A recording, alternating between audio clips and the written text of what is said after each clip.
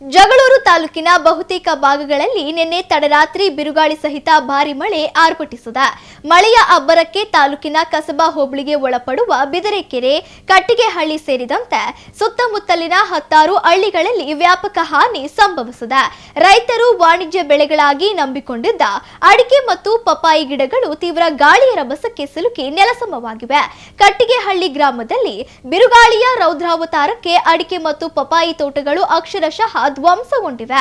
ಗ್ರಾಮದ ರೈತರಾದ ಕರಿಬಸಪ್ಪ, ಬಸವಪ್ರಭು, ಕಲ್ಲೇಶ್ ಪೂಜಾರ್, ಚೆನ್ನಪ್ಪ, ಯಶೋದಮ್ಮ, ರಘು ಸೇರಿದಂತೆ ಸುಮಾರು 10ಕ್ಕೂ ಹೆಚ್ಚು ರೈತರ ತೋಟಗಳು ಸಂಪೂರ್ಣವಾಗಿ ಹಾಳಾಗಿದ್ದು ಲಕ್ಷಾಂತರ ರೂಪಾಯಿ ನಷ್ಟ ಉಂಟಾಗಿದೆ.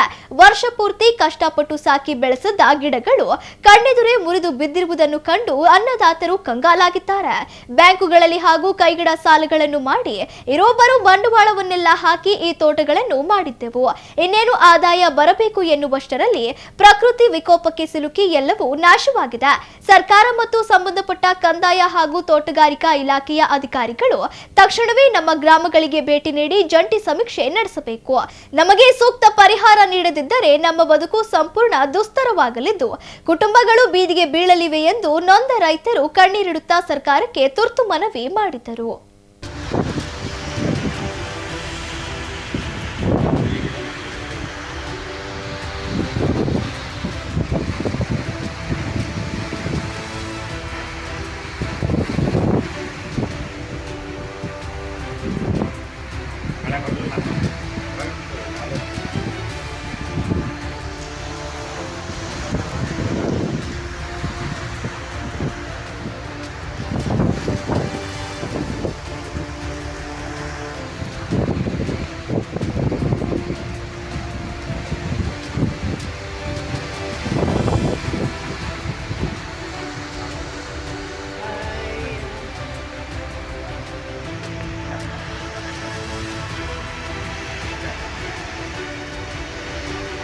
ಜಗಳೂರು ತಾಲೂಕು, ದಾವಣಗೆರೆ ಜಿಲ್ಲೆ, ಸೋರಂಗಟ್ಟೆ ಪಂಚಾಯತಿ ವ್ಯಾಪ್ತಿ.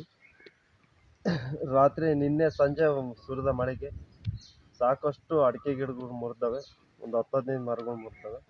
ಭಾಳಷ್ಟು ಹಾನಿಯಾಗೈತೆ. ಈ ರಣ ಮಳೆ ಬಂದೈತೆ. ಇದರಿಂದ ಮನ್ಸಿಗೆ ಭಾಳ ಬೇಜಾರಾಗೈತೆ.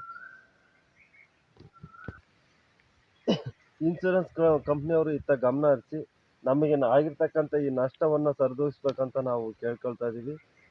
ತಹಸೀಲ್ದಾರರು, ಮಾನ್ಯ ತಹಸೀಲ್ದಾರರು ಹಾಗೂ VA ಮತ್ತು ಸಂಬಂಧಪಟ್ಟ ತೋಟಗಾರಿಕೆ ಅಧಿಕಾರಿಗಳು, ಇನ್ಶೂರೆನ್ಸ್ ಸಂಬಂಧಪಟ್ಟ ಅಧಿಕಾರಿಗಳು ಬಂದು ನಮಗೆ ಈ ನಷ್ಟವನ್ನು ಭರಿಸ್ಬೇಕಾಗಿ ಕೇಳ್ಕೊಳ್ತಾ ಇದ್ದೀವಿ. ರೈತರಿಗೆ ಭಾಳ ಲಾಸ್ ಆಗಿದೆ. ಈ ಸರಿ ಗಾಳಿ ಮಳೆ ಸಿಡ್ಲಿಗೂ ಮರಗಳು ಇದ್ದಾವೆ. ಸುಮಾರು ಒಂದು 40 ಮರಗಳು ಇದ್ದಾವೆ. ಪಪ್ಪಾಯಿನೂ ಭಾಳ ಲಾಸ್ ಆಗೈತೆ. ಇದಕ್ಕೆ ನಮಗೇನಾದರೂ ಪರಿಹಾರ ಕೊಡಿಸ್ಬೇಕು. ಮತ್ತು ತಿರ್ಗಾ ಇನ್ಸೂರೆನ್ಸ್ ಕಟ್ಟಿದ್ವಿ, ಅದನ್ನು ಇದು ಮಾಡಿಸ್ಬೇಕು ತೋಟಗಾರಿಕೆ.